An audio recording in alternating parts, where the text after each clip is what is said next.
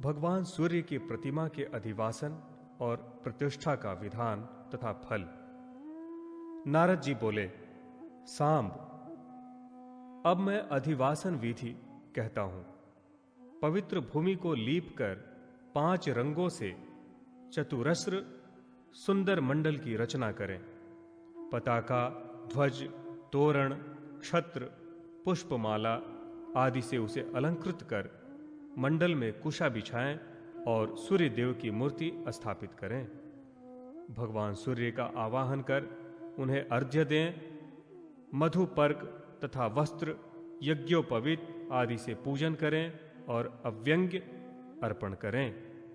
जिस प्रकार देवताओं को पवित्रक अर्पण किया जाता है, वैसे ही प्रतिवर्ष श्रावण मास में नवीन अव्यंग की रचना कर सूर्य नारायण को समर्पित करना चाहिए।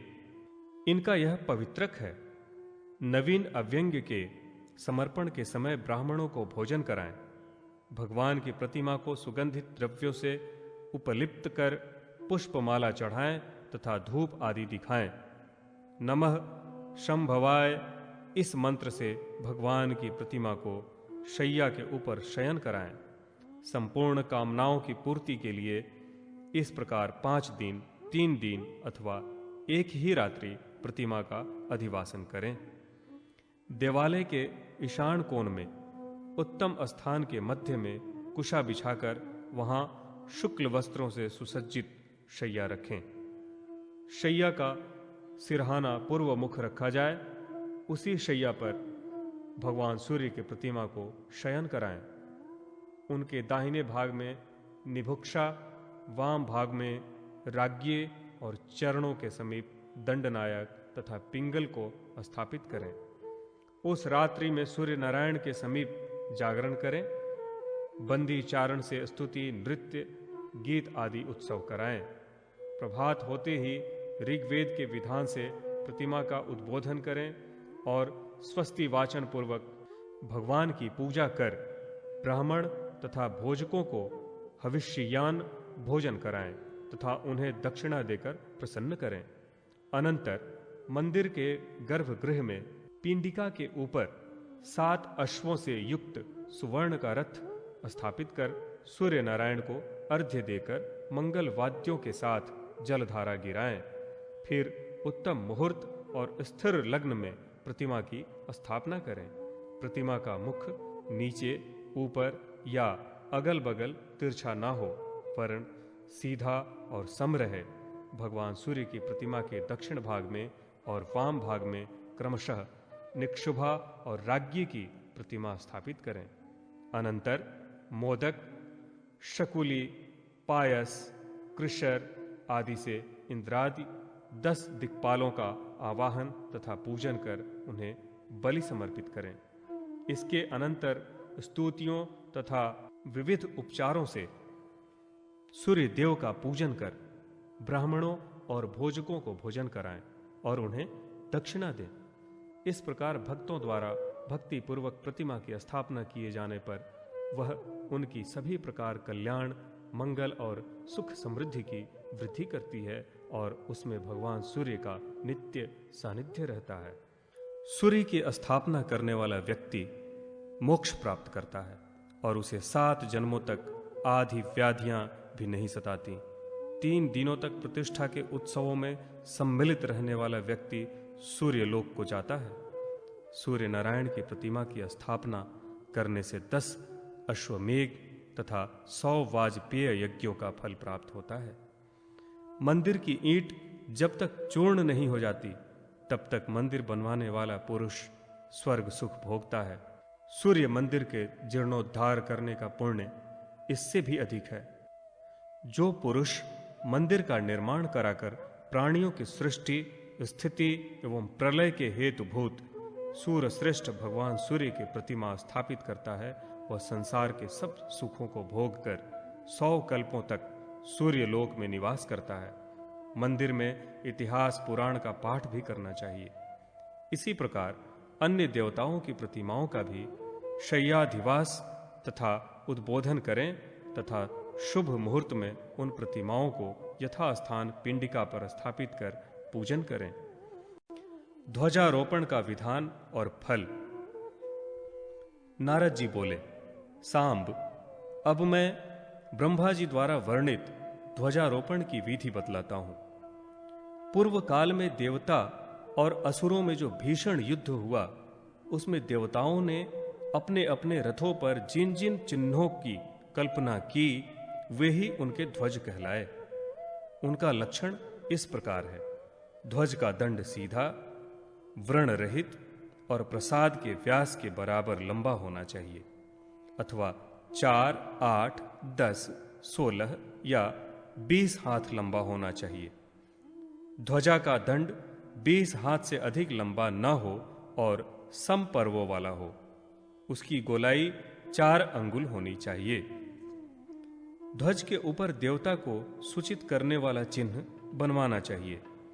भगवान विष्णु के ध्वज पर गरुड़, शिव जी की ध्वजा पर वृष, ब्रह्मा जी की ध्वजा पर पद्म, सूर्य देव की ध्वजा पर व्योम, सोम की पताका पर नर, बलदेव की पताका पर फाल सहित हल, कामदेव की पताका पर मकर ध्वज, इंद्र की ध्वजा पर हस्ती, दुर्गा की ध्वजा पर सिंह, उमा देवी की ध्वजा पर गोधा, रेवत की ध्वजा पर अश्व, वरुण की ध्वजा पर कश्यप, वायु की ध्वजा पर हरिण, अग्नि की ध्वजा पर मेष, गणपति की ध्वजा पर मूषक का तथा ब्रह्म ऋषियों की पताका पर कूश का चिन्ह बनाना चाहिए। जिस देवता का जो वाहन हो, वही ध्वजा पर भी अंकित रहता है। विष्णु की ध्वजा का दंड सोने का और पताका पीत वर्ण की होनी चाहिए। वह गरुड़ के समीप रखनी चाहिए। शिव जी का ध्वज दंड चांदी का और श्वेत वर्ण की पताका वृष के समीप स्थापित करें। ब्रह्मा का ध्वज दंड तांबे का और पद्म वर्ण की पताका कमल के समीप रखें। सूर्य नारायण का ध्वज दंड सुवर्ण का और व्योम के नीचे पंचरंगी पताका होनी चाहिए, जिसमें किंकणी लगी रहे एवं पुष्पमालाओं से संयुक्त हो। इंद्र का ध्वज दंड सोने का और हस्ती के समीप अनेक वर्ण की पताका होनी चाहिए। यम का ध्वज दंड लोहे का और महर्षि के समीप कृष्ण वर्ण की पताका रखनी चाहिए। कुबेर का ध्वज दंड मणिमय और मनुष्यपाद के समीप रक्त वर्ण की पताका रखें। बलदेव का ध्वज दंड चांदी का और ताल वृक्ष के नीचे श्वेत वर्ण की पताका रखनी चाहिए। कामदेव का ध्वज दंड त्रिलोह का और मकर के समीप रक्त वर्ण की पताका स्थापित करनी चाहिए। कार्तिकेय का ध्वज दंड त्रिलोह का और मयूर के समीप चित्रवर्ण की पताका एवं गणपति का ध्वज दंड ताम्र का तथा हस्तिदंत का एवं मूषक के समीप शुक्ल वर्ण की पताका और मातृकाओं के ध्वज दंड अनेक रूपों के तथा अनेक वर्णों की अनेक पताकाएं होनी चाहिए। रेवंत की पताका अश्व के समीप लाल वर्ण की, चामुंडा का ध्वजदंड लौह का और मुंडमाला के समीप नीले वर्ण की ध्वजा होनी चाहिए। गौरी का ध्वजदंड ताम्र का और इंद्रगोप के समान अतिशय रक्त वर्ण की ध्वजा होनी चाहिए। अग्नि का ध्वजदंड सुवर्ण का और मेष के समीप अनेक वर्ण की पताका होनी चाहिए। वायु का ध्वजदंड लौह का और हरिण के समीप कृष्ण वर्ण की पताका होनी चाहिए। भगवती का ध्वजदंड सर्वधातु में, उसके ऊपर सिंह के समीप 3 रंग की पताका होनी चाहिए। इस प्रकार ध्वजा का पहले निर्माण कर उसका अधिवासन करें। लक्षण के अनुसार वेदी का निर्माण करें। कलश की स्थापना कर सर्वौषधि जल से ध्वज को स्नान कराएं। देवी के मध्य में उसे खड़ा कर सभी उपचारों से उसकी पूजा करें और उसे पुष्पमाला पहनाएं। दिक्पालों को बलि देकर 1 रात तक अधिवासन करें। दूसरे दिन भोजन कराकर शुभ मुहूर्त में स्वस्ति वाचन आदि मंगल कृत्य संपन्न कर ध्वज को मंदिर के ऊपर आरूढ़ करें। ध्वजारोहण के समय अनेक प्रकार के वाद्यों को बजाएं। ब्राह्मणगण वेद ध्वनि करें। इस प्रकार देवालय पर ध्वजारोहण कराना चाहिए। ध्वजारोहण कराने वाले की संपत्ति की सदा वृद्धि होती रहती है और वह परम गति को प्राप्त करता है। ध्वज रहित मंदिर में असुर निवास करते हैं, अतः ध्वज रहित मंदिर नहीं रखना चाहिए।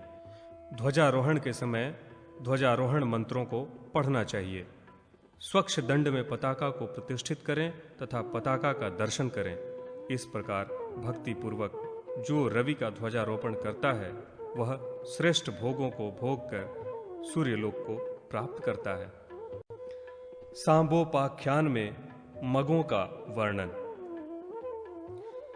सांब ने कहा, नारद जी, आपकी कृपा से मुझे सूर्य भगवान का प्रत्यक्ष दर्शन प्राप्त हुआ, उत्तम रूप भी प्राप्त हुआ, किंतु मेरा मन चिंता से आकुल है। इस मूर्ति का पूजन और रक्षण कौन करेगा? इसे आप बताने की कृपा करें। नारद जी बोले, सांब, इस कार्य को कोई भी ब्राह्मण स्वीकार नहीं करेगा, क्योंकि देव पूजा अर्थात देवधन से अपना निर्वाह करने वाले ब्राह्मण देवलक कहे जाते हैं। जो लोग लोभवश देवधन और ब्राह्मण धन को ग्रहण करते हैं वे नरक में जाते हैं। अतः कोई भी ब्राह्मण देवता का पूजक नहीं बनना चाहता। तुम भगवान सूर्य की शरण में जाओ और उन्हीं से पूछो कि कौन उनका विधि विधान से पूजन करेगा, अथवा राजा उग्रसेन के पुरोहित से कहो, संभव है कि वे इस कार्य को स्वीकार कर लें। नारद जी की इस बात को सुनकर जाम्बवती पुत्र सांब उग्रसेन के पुरोहित गौरमुख के पास गए और उन्होंने उन्हें सादर प्रणाम कर कहा, महाराज, मैंने सूर्य भगवान का एक विशाल मंदिर बनवाया है। उसमें समस्त परिवार तथा परिक्षदों एवं पत्नियों सहित उनकी प्रतिमा स्थापित की है और अपने नाम से वहां एक नगर भी बसाया है। आपसे मेरा यह विनम्र निवेदन है कि आप उन्हें ग्रहण करें। गौरमुख ने कहा, सांब, मैं ब्राह्मण हूं, आप राजा हैं। आपके द्वारा दिए गए इस प्रतिग्रह को लेने पर मेरा ब्राह्मणत्व नष्ट हो जाएगा। दान लेना ब्राह्मण का धर्म है, किंतु देव प्रतिग्रह ब्राह्मण को नहीं लेना चाहिए। आप यह दान किसी मग को दे दें, वही सूर्यदेव की पूजा का अधिकारी है। सांब ने पूछा, महाराज, मग कौन है? कहाँ रहते हैं? किसके पुत्र हैं? इनका क्या आचार है? आप कृपा कर बताएं। गौरमुख बोले, मग भगवान सूर्य तथा निक्षुभा के पुत्र हैं। पूर्व जन्म में निक्षुभा महर्षि ऋग्जिह्व की अत्यंत सुंदर पुत्री थी। एक बार उससे अग्नि का उल्लंघन हो गया। फलस्वरूप भगवान सूर्य रुष्ट हो गए। बाद में अग्नि रूप भगवान सूर्य के द्वारा निक्षुभा का जो पुत्र हुआ वही मग कहलाया। भगवान सूर्य के वरदान से यही अग्निवंश में उत्पन्न अव्यंग्य को धारण करने वाले मग सूर्य के परम भक्त हुए और सूर्य की पूजा के लिए नियुक्त हुए। भगवान सूर्य की पूजा करने वाले मग शाप द्वीप में निवास करते हैं। आप भगवान सूर्य के पूजक के रूप में उन्हें प्राप्त करने के लिए शाक द्वीप जाएं। अनंतर सांब ने द्वारका जाकर अपने पिता भगवान श्री कृष्ण को सब समाचार सुनाया। फिर वे उनकी आज्ञा प्राप्त कर गरुड़ पर सवार होकर शीघ्र ही शाकद्वीप पहुंच गए। वहां जाकर उन्होंने अतिशय तेजस्वी महात्मा मगों को सूर्य भगवान की आराधना में संलग्न देखा। सांब ने उन्हें सादर प्रणाम कर उनकी प्रदक्षिणा की। सांब ने कहा, आप लोग धन्य हैं। आप सबका दर्शन सबके लिए कल्याणकारी है। आप लोग सदा भगवान सूर्य की आराधना में लगे हुए हैं। मैं भगवान श्री कृष्ण का पुत्र हूँ। मेरा नाम सांब है। मैंने चंद्रभागा नदी के तट पर सूर्य देव की मूर्ति की स्थापना की है। उनकी आज्ञा के अनुसार उनकी विधिवत आराधना के निमित्त शाक द्वीप से जम्बू द्वीप में ले जाने के लिए मैं आपकी सेवा में उपस्थित हुआ हूँ। मेरी सविनय प्रार्थना है कि आप लोग कृपा कर जम्बू द्वीप में पधारें और भगवान सूर्य की पूजा करें। मगों ने कहा, सांब, इस बात की जानकारी भगवान सूर्य ने हमें पहले ही दे दी है। यह सुनकर सांब बहुत प्रसन्न हुए और गरुड़ पर उन्हें बिठाकर वहां से मित्रवन मूल स्थान मुल्तान ले आए। भगवान मगों को वहां उपस्थित देखकर बहुत प्रसन्न हुए और सांब से बोले, सांब, अब तुम चिंता छोड़ दो, ये मग मेरी विधिवत पूजा संपन्न करेंगे। इस प्रकार सांब ने शाक द्वीप से अव्यंग्य धारण करने वाले मगों को लाकर धन धान्य से परिपूर्ण इस सांबपुर को उन्हें समर्पित कर दिया। वे सब भगवान सूर्य की सेवा में तत्पर हो गए और सांब भी सूर्य देव एवं मगों को प्रणाम कर आनंद चित्त से द्वारका लौट आए। अव्यंग्य का लक्षण और उसका महात्म्य। एक बार सांब ने महर्षि व्यास से मगों द्वारा धारण किए जाने वाले अव्यंग के विषय में जिज्ञासा की। व्यास जी ने कहा, सांब, मैं तुम्हें अव्यंग के विषय में बताता हूं, सुनो। देवता, ऋषि, नाग, गंधर्व, अप्सरा, यक्ष और राक्षस ऋतु क्रम से भगवान सूर्य के रथ के साथ रहते हैं। यह रथ वासुकी नामक नाग से बंधा रहता है। किसी समय वासुकी नाग का कंचुक उतरकर गिर पड़ा। नागराज वासुकी के शरीर से उत्पन्न उस निर्मोक को भगवान सूर्य ने सुवर्ण और रत्नों से अलंकृत कर अपने मध्य भाग में धारण कर लिया। इसलिए भगवान सूर्य के भक्त अपने देव की प्रसन्नता के लिए अव्यंग धारण करते हैं। उसके धारण करने से भोजक पवित्र हो जाते हैं और उस पर सूर्य भगवान का अनुग्रह भी होता है। इस अव्यंग को सर्प के केंचुल की तरह मध्य में पोला अर्थात खाली रखना चाहिए। यह एक वर्ण का होना चाहिए। कपास के सूत से बना अव्यंग 200 अंगुल का उत्तम, 120 मध्यम और 108 अंगुल का कनिष्ठ होता है। अतः इससे छोटा नहीं होना चाहिए। यज्ञोपवीत की तरह 8वें वर्ष में अव्यंग धारण करना चाहिए। भोजकों के लिए यह मुख्य संस्कार है। इसके धारण करने से वह सभी क्रियाओं का अधिकारी होता है। यह अव्यंग सर्वदेवमय, सर्वलोकमय और सर्वभूतमय है। इसके मूल में विष्णु, मध्य में ब्रह्मा और अंत में शशांक मौली भगवान शिव निवास करते हैं। इसी तरह ऋग्वेद में, यजुर्वेद में, सामवेद में क्रमशः मूल, मध्य और अग्रभाग में रहते हैं। अथर्ववेद ग्रंथि में स्थित रहता है। पृथ्वी, जल, तेज, वायु, आकाश और भूरलोक, भूवरलोक तथा स्वरलोक आदि 7 लोक अव्यंग में निवास करते हैं। सूर्य भक्त भोजक को सभी समय अव्यंग धारण कर भगवान सूर्य की उपासना करनी चाहिए। सांबोपाख्यान में भगवान सूर्य को अर्घ्य प्रदान करने और धूप दिखाने की महिमा। सुमंतु मुनि बोले, राजन, इस प्रकार व्यास जी के द्वारा अव्यंग के विषय में जानकारी प्राप्त कर सांब नारद जी के पास वापस लौट आए और उन्होंने उनसे सब वृतांत बताकर पूछा, देवर्षे, भोजकों को भगवान सूर्य को स्नान, अर्घ्य, आचमन, धूप आदि किस प्रकार समर्पित करना चाहिए? इसका आप कृपा कर वर्णन करें।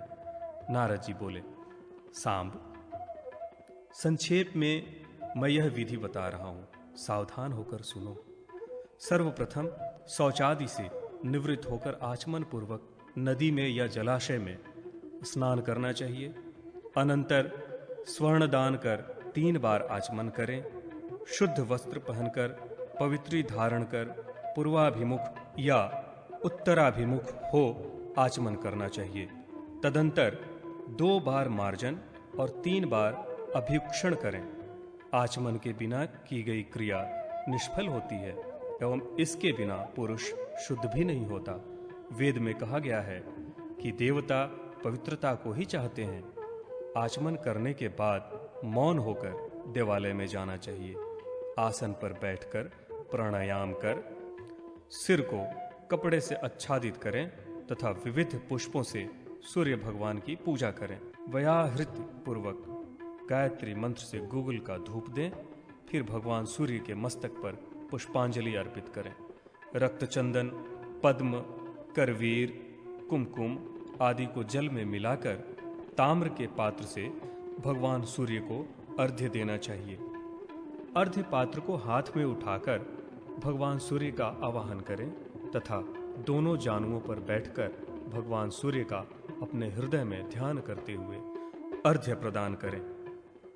तीनों काल स्नान कर इस प्रकार जो भगवान सूर्य की आराधना करता है और धूप देता है, वह अश्वमेध यज्ञ का फल प्राप्त करता है और उसे धन, पुत्र तथा आरोग्य की भी प्राप्ति हो जाती है एवं अंत में वह भगवान सूर्य में लीन हो जाता है। उत्तम पुष्पों के न मिलने पर पत्रों से ही पूजन करें, धूप ही दें या भक्ति पूर्वक जल ही सूर्य को समर्पित करें। यदि यह भी न हो सके तो प्रणाम ही करें। प्रणाम करने में असमर्थ हों तो मानसी पूजा करें। यह विधि द्रव्य के अभाव में करनी चाहिए। द्रव्य रहने पर विधि पूर्वक सभी सामग्रियों से पूजन करें। भक्ति पूर्वक सूर्य भगवान की पूजा देखने वाले को भी अश्वमेध यज्ञ का फल मिलता है और सूर्य लोक की प्राप्ति होती है। धूप दान के समय सूर्य का दर्शन करने पर उत्तम गति प्राप्त होती है।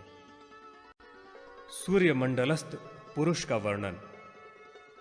सुमंतु मुनि बोले, राजन, एक बार व्यास जी शंख चक्र गदाधारी नारायण भगवान श्री कृष्ण के दर्शन के लिए द्वारका आए। महातेजस्वी श्री कृष्ण ने पाद्य, अर्घ्य, आचमन आदि से उनका पूजन कर आसन पर उन्हें बिठाया और प्रणाम कर सांब द्वारा लाए गए भोजकों की महिमा तथा उनकी सूर्य भक्ति के विषय में जिज्ञासा प्रकट की। भगवान वेदव्यास बोले, भोजक भगवान सूर्य के अनन्य उपासक हैं और अंत में ये भगवान सूर्य की दिव्य तेजस्वी कला में प्रविष्ट होते हैं। भगवान भास्कर की 3 कलाएं हैं। सूर्य नारायण की प्रथम कला अग्नि में स्थित है, उससे सभी कर्मों की सिद्धि होती है। दूसरी प्रकाशिका कला आकाश में स्थित है। तीसरी कला सूर्यमंडल में है। सविता देवी का यह मंडल अजर एवं अव्यय है। इस मंडल के मध्य में सदात्मक वह परमात्मा पुरुष रूप में स्थित है।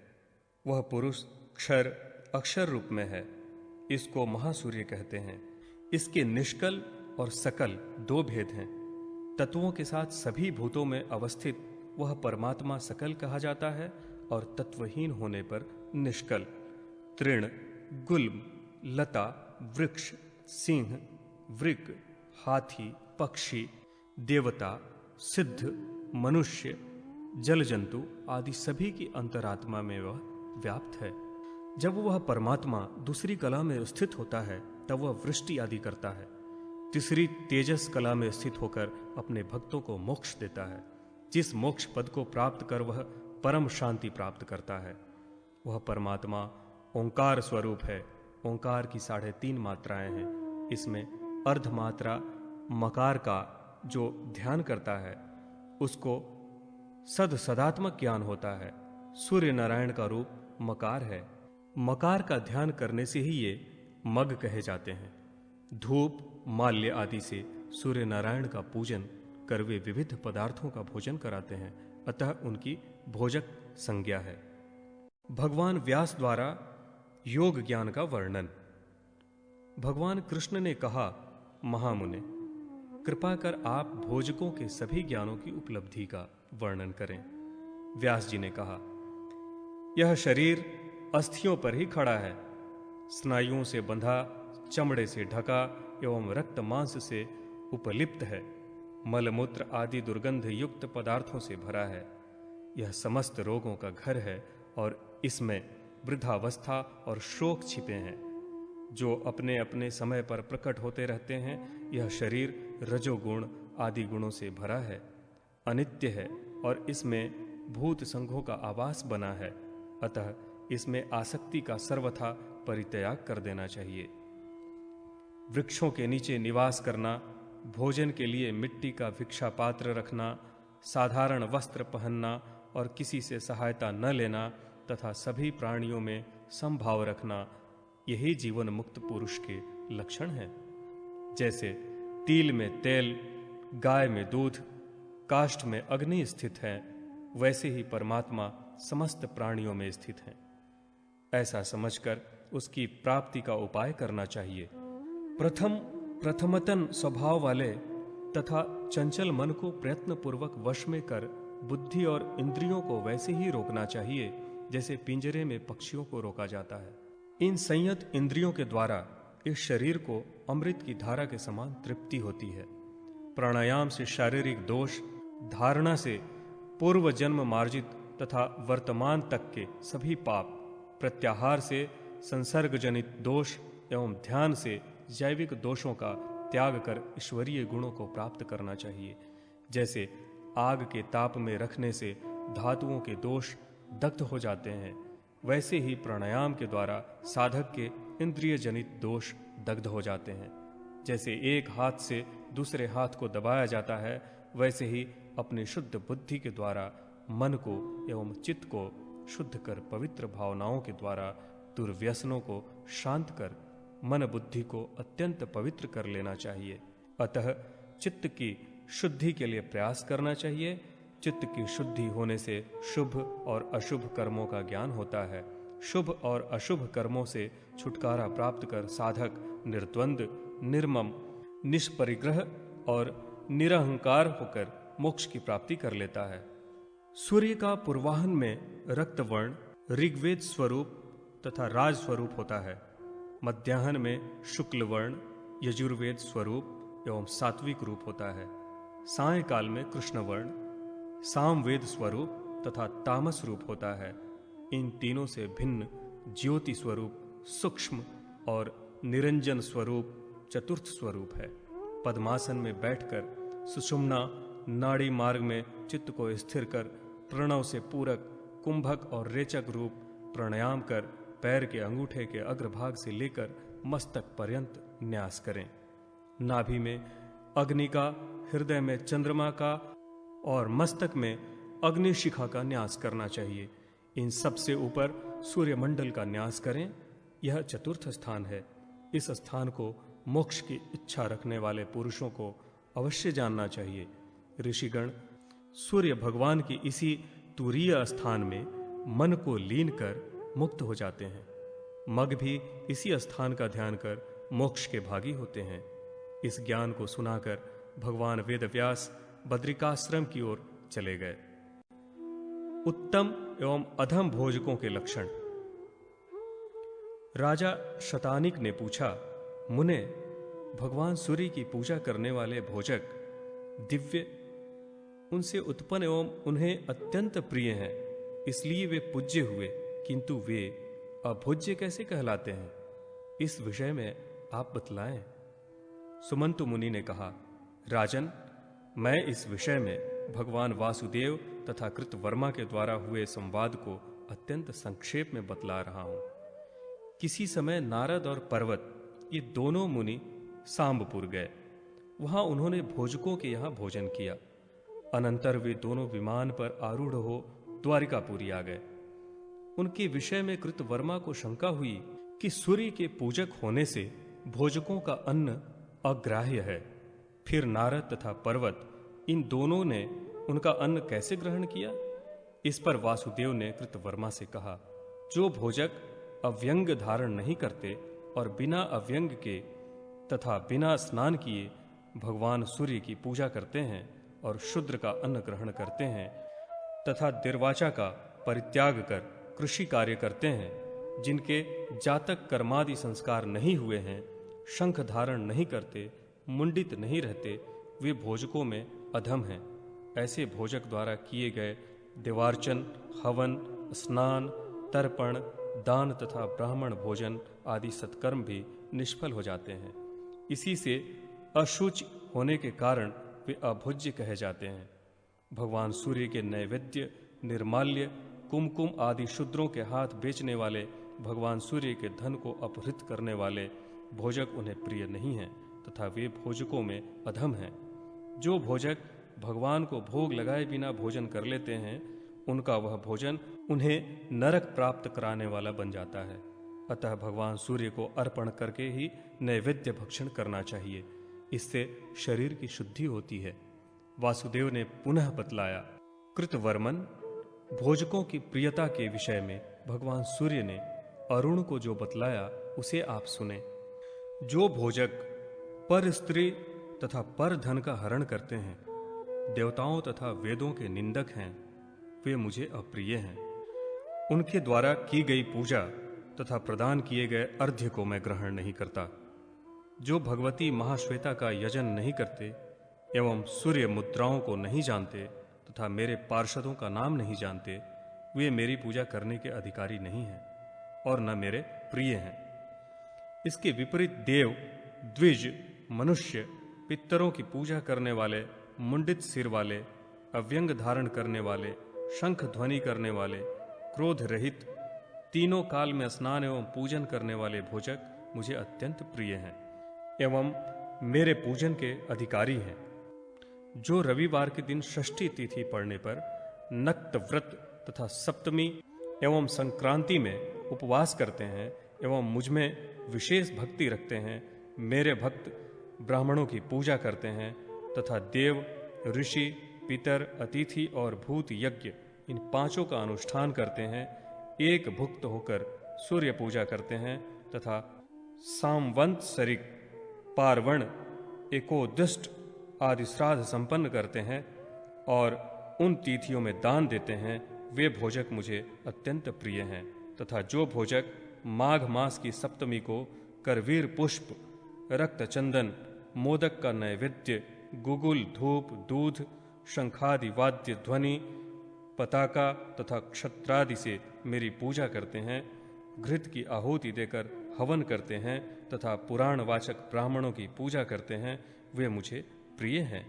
इतना कहकर भगवान सूर्य सुमेरु गिरि की ओर बढ़ गए। सुमंत मुनि बोले, राजन, अधिक कहने से क्या लाभ, क्योंकि जैसे वेद में श्रेष्ठ अन्य कोई शास्त्र नहीं, गंगा के समान कोई नदी नहीं, अश्वमेध के समान कोई यज्ञ नहीं, पुत्र प्राप्ति के समान कोई सुख नहीं, माता के समान कोई आश्रय नहीं और भगवान सूर्य के समान कोई देवता नहीं, वैसे ही भोजकों के समान भगवान सूर्य के अन्य कोई प्रिय नहीं है। भगवान सूर्य के कलात्मक चक्र का वर्णन।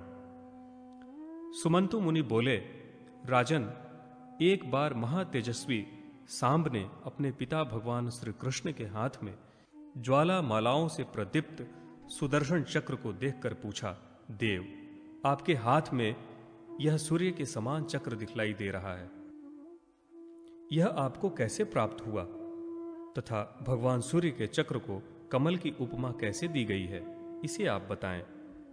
भगवान श्री कृष्ण बोले, महाबाहो, तुमने अच्छी बात पूछी है, इसे मैं संक्षेप में बतला रहा हूं। मैंने अत्यंत श्रद्धापूर्वक दिव्य 1000 वर्षों तक भगवान सूर्य की आराधना कर इस चक्र को प्राप्त किया है। भगवान भास्कर आकाश में विचरण करते रहते हैं, जिनके रथ चक्र के नाभि मंडल में चंद्र आदि ग्रह अवस्थित हैं। अरों में 12 आदित्य बतलाए गए हैं। पृथ्वी आदि तत्व मार्ग में पड़ने वाले तत्व हैं। इन तत्वों से यह कलात्मक चक्र व्याप्त है। भगवान सूर्य ने अपने इस चक्र के समान ही दूसरा चक्र मुझे प्रदान किया है। इस कमल स्वरूप चक्र के षटदल ही 6 ऋतुएं हैं। कमल के मध्यम में जो पुरुष अधिष्ठ हैं, वही भगवान सूर्य हैं, जो भूत, भविष्य तथा वर्तमान 3 काल कहे गए हैं। वे चक्र की 3 नाभियां हैं, 12 महीने, अरे तथा पक्ष परिधियां हैं। नेमियां दक्षिणायन तथा उत्तरायण 2 अयन हैं। नक्षत्र, ग्रह तथा योग आदि भी इसी चक्र में अवस्थित हैं। स्थूल और सूक्ष्म के भेद से यह चक्र सर्वत्र व्याप्त है। दुष्टों का दमन करने के लिए मैंने इस चक्र को आराधना के द्वारा भगवान सूर्य से प्राप्त किया है। इसलिए ग्रहों और तत्वों से समन्वित इस चक्र की मैं निरंतर पूजा करता रहता हूँ। जो चक्र में स्थित भगवान सूर्य की भक्ति पूर्वक पूजा करता है, वह तेज में भगवान सूर्य के समान हो जाता है। सप्तमी को जो भगवान सूर्य का चक्र अंकित कर उनकी रक्त चंदन, करवीर, पुष्प, कुमकुम, रक्त कमल, धूप, दीप, नैवेद्य, चामर, छत्र एवं फल आदि से पूजा करता है तथा विविध नैवेद्यों का भोग लगाता है, पुण्य कथाओं का श्रवण करता है, वह अपनी संपूर्ण कामनाओं को प्राप्त कर लेता है। इसी प्रकार जो संक्रांति तथा ग्रहण आदि में चक्र की पूजा करता है, उसके ऊपर सभी ग्रह प्रसन्न हो जाते हैं। वह संपूर्ण रोगों और दुखों से रहित हो जाता है तथा समस्त ऐश्वर्यों से युक्त होकर चिरंजीवी होता है। सूर्य चक्र का निर्माण और सूर्य दीक्षा की विधि। सांब ने पूछा, भगवान सूर्य के चक्र का और उसमें स्थित पद्म का कितने विस्तार में किस प्रकार निर्माण करना चाहिए तथा नेमि, अर और नाभि का विभाग किस प्रकार करना चाहिए? भगवान श्री कृष्ण बोले, सांब, चक्र 64 अंगुल का और नेमि 8 अंगुल की बनानी चाहिए। नाभि का विस्तार भी 8 अंगुल का होना चाहिए और पद्म नाभि का 3 गुना अर्थात 24 अंगुल का होना चाहिए। कमल में नाभि, कर्णिका और केसर भी बनाने चाहिए। नाभि से कमल की ऊंचाई अधिक होनी चाहिए। वहीं पर द्वार के कोण में कमल पुष्प के मुख की कल्पना करनी चाहिए। ब्रह्मा, विष्णु, शिव और इंद्र के लिए 4 द्वारों की कल्पना करनी चाहिए। द्वारों को बनाने के पश्चात ब्रह्मा आदि देवताओं का उनके नाम मंत्रों से भक्ति पूर्वक आवाहन कर पूजन करना चाहिए। अर्क मंडल की पूजा के लिए इस यज्ञ क्रिया के अनुरूप दीक्षित होना चाहिए। भगवान सूर्य ने इसे मुझसे पूर्व काल में कहा था। सांब ने पूछा, भगवान, सूर्य चक्र यज्ञ के लिए देवताओं ने किन मंत्रों को कहा है तथा यज्ञ के स्वरूप और क्रम को भी आप बताने की कृपा करें। भगवान श्री कृष्ण बोले, सौम्य, सूर्य नारायण के चक्र में कमल बनाकर पूर्व की भांति हृदय में स्थित भगवान सूर्य का खखोल्क नाम से कमल की कर्णिका दलों में नाम मंत्र पूर्वक चतुर्थयंत विभक्ति और क्रिया लगाते हुए नमः लगाकर अंगन्यास एवं हृदय आदि न्यास तथा पूजन करना चाहिए। हवन करते समय नाम के अंत में स्वाहा शब्द का प्रयोग करना चाहिए। यथा ओम खखोल्काय स्वाहा, ओम खखोल्काय विद्महे दिवाकराय धीमहि तन्नः सूर्यः प्रचोदयात्। इन 24 अक्षरों वाली सूर्य गायत्री का जप सभी कर्मों में करना चाहिए, अन्यथा कर्मों का फल प्राप्त नहीं होता। यह सूर्य गायत्री ब्रह्म गोत्र वाली सर्व तत्वमयी तथा परम पवित्र है एवं भगवान सूर्य को अत्यंत प्रिय है। इसलिए प्रयत्न पूर्वक मंत्र के ज्ञान और कर्म की विधि को जानना चाहिए। इससे अभिष्ट मनोरथ सिद्ध होता है। सांब ने पूछा, भगवान, आदित्य मंडल में किसकी किस कार्य के लिए और कैसी दीक्षा होनी चाहिए, इसे बताएं। भगवान श्री कृष्ण बोले, ब्राह्मण, क्षत्रिय, वैश्य और कुलीन शूद्र पुरुष अथवा स्त्री भी सूर्य मंडल में दीक्षा के अधिकारी हैं। सूर्य शास्त्र के जानने वाले सत्यवादी, शुचि, वेदवेत्ता ब्राह्मण को गुरु बनाना चाहिए और भक्ति पूर्वक उन्हें प्रणाम करना चाहिए। षष्ठी तिथि में पूर्वोक्त विधि के अनुसार अग्नि स्थापन कर विधि पूर्वक सूर्य तथा अग्नि की पूजा करके हवन करना चाहिए। तदंतर गुरु पवित्र शिष्यों को कुशों और अक्षतों के द्वारा उसके प्रत्येक अंग में सूर्य की भावना कर उसका स्पर्श करें। शिष्य वस्त्रादि से अलंकृत होकर पुष्प, अक्षत, गंध आदि से भगवान सूर्य की पूजा करें तथा बलि भी दें। आदित्य, वरुण, अग्नि आदि का अपने हृदय में ध्यान करें। घी, गुड़, दधी, दूध, चावल आदि रखकर 3 बार जल से अग्नि को सिंचित कर अग्नि में पुनः हवन करें। उसके बाद गुरु शिष्टाचार स्वरूप शिष्य को दातून दें। वह दातून दूध वाले वृक्ष का हो और उसकी लंबाई 12 अंगुल होनी चाहिए। दातून करने के पश्चात उसे पूर्व दिशा में फेंक देना चाहिए। उस दिशा में देखे नहीं, पूर्व, पश्चिम और ईशान कोण की ओर मुख करके दातून करना शुभ होता है और अन्य दिशाओं में दातून करना अशुभ माना गया है। निंदित दिशा में दंत धावन से जो दोष लगता है उसकी शांति के लिए पूजन अर्चन करना चाहिए। पुनः गुरु शिष्य के अंगों का स्पर्श करें। सूर्य गायत्री का जप पूर्वक उसकी आंखों का स्पर्श करें। इंद्रिय संयम के लिए शिष्य से संकल्प कराएं, तदंतर आशीर्वाद देकर उसे शयन करने की आज्ञा दें। दूसरे दिन आचमन कर सूर्य को प्रातःकाल नमस्कार कर अग्नि स्थापन करें और हवन करें। स्वप्न में कोई शुभ संवाद सुने अथवा दिन में यदि कोई अशुभ लक्षण दिखाई पड़े तो सूर्य नारायण को 100 आहुति दें।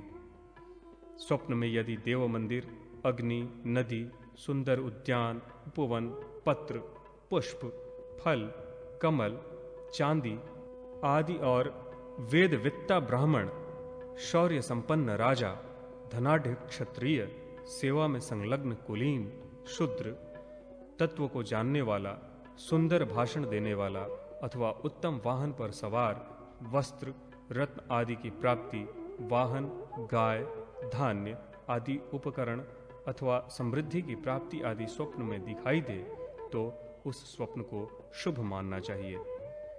शुभ कर्म दिखाई पड़े तो सब कार्य शुभ ही होते हैं।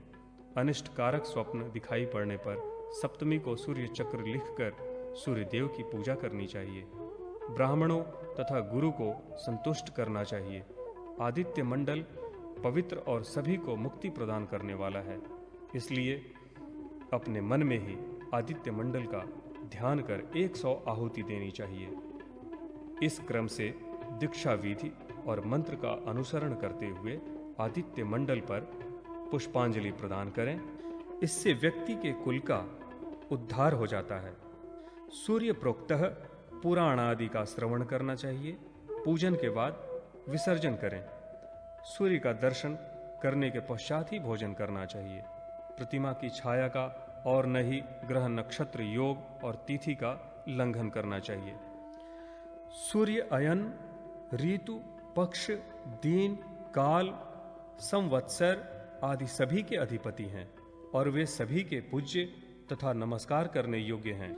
सूर्य की स्तुति, वंदना और पूजा सदा करनी चाहिए। मन, वाणी और कर्म से देवताओं की निंदा का परित्याग करना चाहिए। हाथ पांव धोकर सभी प्रकार के शोक को त्याग शुद्ध अंतःकरण से सूर्य को नमस्कार करना चाहिए। इस प्रकार संक्षेप से मैंने सूर्य की दीक्षा की विधि को कहा है, जो सुख भोग और मुक्ति को प्रदान करने वाली है।